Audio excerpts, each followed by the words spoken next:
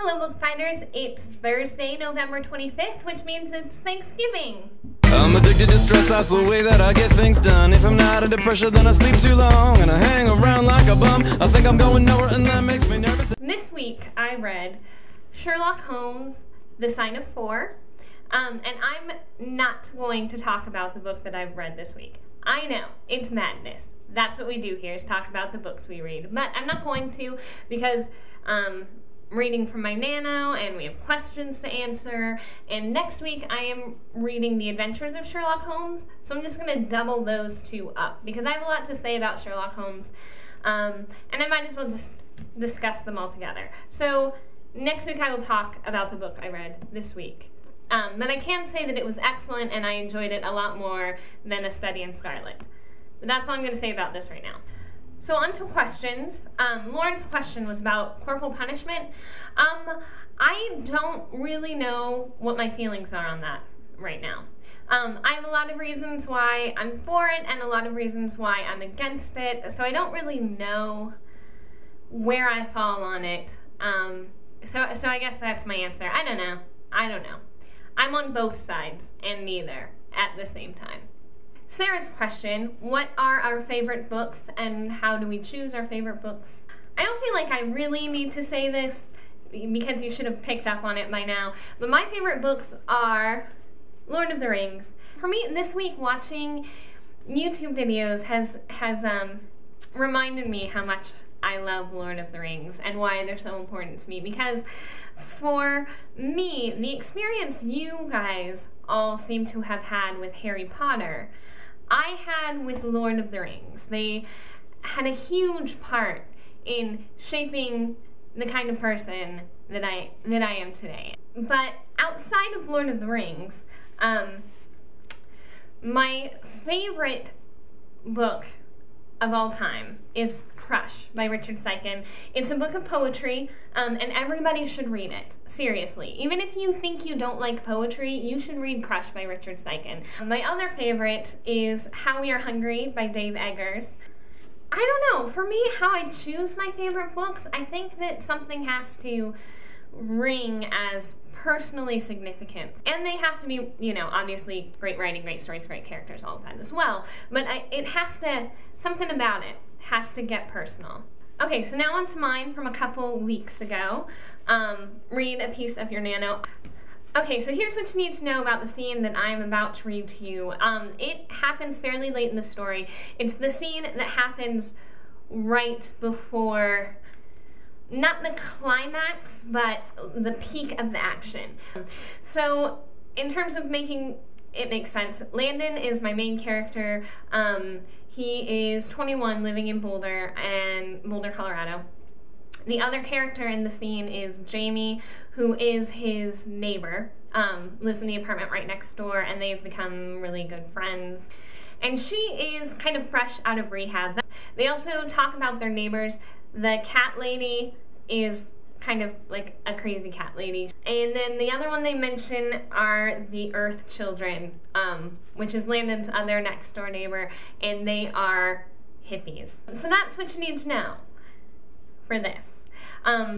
It's a very first draft. Like, I literally just finished writing it a couple of hours ago, so it's probably gonna suck in some ways, so forgive me for that. Now, before I read this scene, I have to warn you, one of my characters has a very, very dirty mouth, and this scene is sort of high panic, so there's a lot of foul language in this. So if you're going to be offended by that, particularly if you're related to me, I'm talking to you parents and younger sisters, you should maybe just leave the video now. I'll give you a minute. Okay. Alright, are they gone? Alright, so it's just the people that aren't going to be upset by swearing, because there's a lot of it in this scene. What's up? I said. Don't put me on speakerphone, asshole. Nobody likes that shit, Jamie said immediately. I rolled my eyes. Sorry, I kind of need my hands right now, I replied. I hear an echo. Are you peeing? Seriously, you could have just called me back. There are things that a man should do alone. No, I'm not peeing, I said, sighing.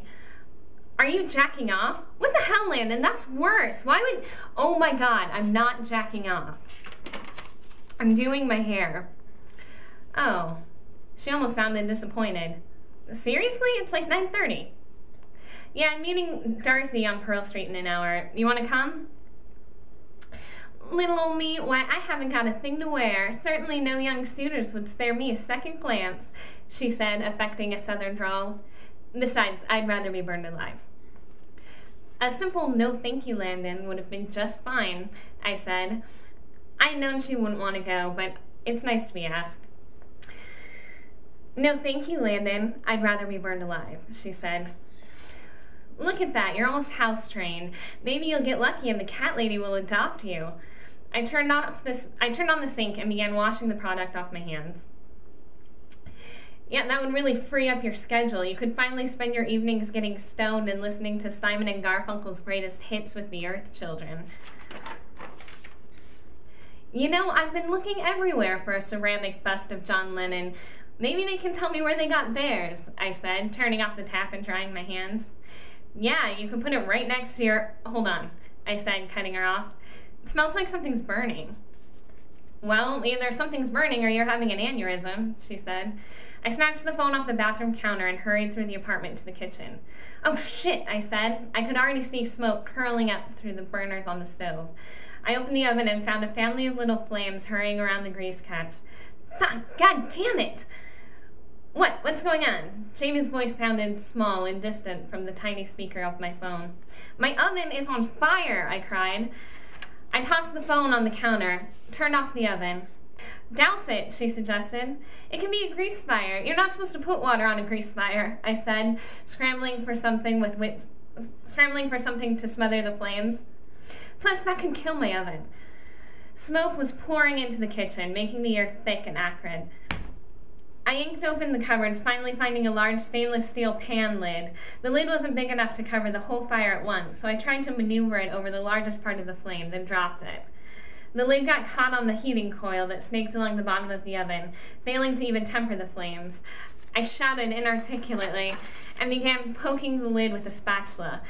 I nudged the lid around the oven, but no matter which way it moved, it wouldn't fit inside the heating coil. Rather than suffocating the flames, I'd just given them time to grow larger. I tried to use the spatula to pull the lid out of the oven, but it had gotten jammed under the heating coil. I yanked the spatula, but my hand slipped off the handle. My arm flung up and whacked the top of the oven, burning my wrist and causing the spatula and lid to clatter back into the fire. In that moment, the fire alarm began emitting a piercing wail. Thank you! Thank you for that! I shouted at the fire alarm. You're a real fucking lifesaver! I switched tactics and pulled all the dish towels out of a nearby drawer. I tossed them into a heap on top of the fire and began whacking the pile with a saucepan. At first it seemed to have worked, but then tongues of flame curled over the edges of the pile. I swore loudly, then began pounding more vigorously at the mess in the oven. I was vaguely aware of the sound of the front door opening, but it didn't register until Jamie was standing beside me shouting, "What the hell did you do?" "Help me!" I shouted in reply. To her credit, Jamie didn't hesitate. She pushed past me and began digging through my cupboards. A moment later, she was hoisting a heavy bag off a high shelf. "Move back," she cried, ripping open the bag as I stopped pounding at the flames and moved away from the oven. Jamie dumped the bag, and white powder covered the entire oven. Suddenly the flames erupted 3 feet into the air. By the time a high-pitched and undignified scream burst out of me, the fire had returned to its previous size. "What was that?" I howled. "Flour! I thought it would suffocate it," she yelled back, and immediately returned to digging through the cupboards. "Flour flash burns!" I cried. I couldn't keep a note of hysteria out of my voice. "Well, I know that now." She kneeled and opened a cabinet under the sink. "There's nothing in that one," I said. "Do you see my phone? I'm calling 911. I was diving for the far counter when Jamie emerged from under the sink. "Oh yeah?" she said, and revealed a shiny red fire extinguisher. She smirked at me and quickly unwound the hose and coated my oven in a thick white foam. When the fire was out, I let myself fall against the wall, then crumbled to the floor, breathing heavily. Jamie flopped down next to me, fire extinguisher still in hand. "Why didn't you just do that in the first place?" she asked me. I threw my hands up. I didn't know it was there. From the hallway, the smoke alarm mocked me. So yeah, that's part of my nano so far.